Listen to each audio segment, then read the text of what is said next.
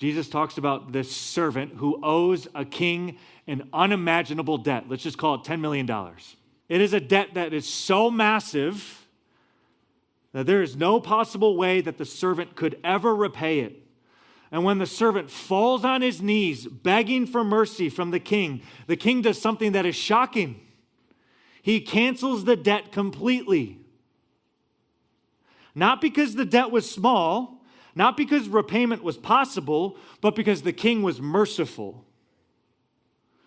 And then Jesus says that same servant that was forgiven that great debt walks out to another servant who owes him a tiny fraction of a debt in comparison. Let's call it $10.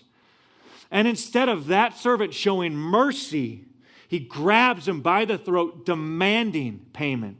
And what Jesus wants you to do is to feel the insanity in that moment. Because what the first servant had experienced was mercy without being transformed by mercy. Like he received forgiveness, but forgiveness didn't melt him. It never humbled him. It never reshaped him.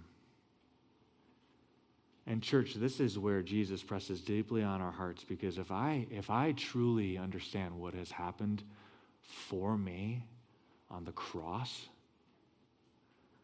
then how can I remain fundamentally unforgiving? I mean, think about it.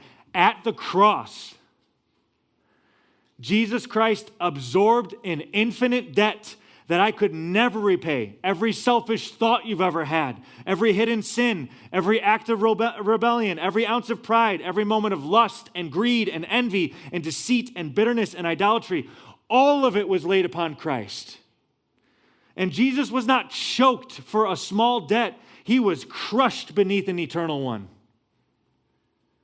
And that cross says two things at the same time. It says, I am far more sinful than I ever dared admit, and I am far more loved than I ever dared hope.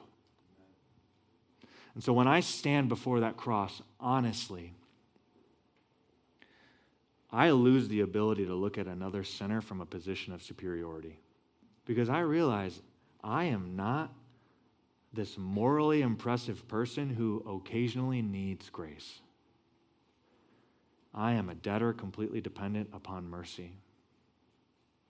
And this is where unforgiveness becomes spiritually dangerous. Because unforgiveness often reveals not the size of the wound only, but the smallness of our view of grace.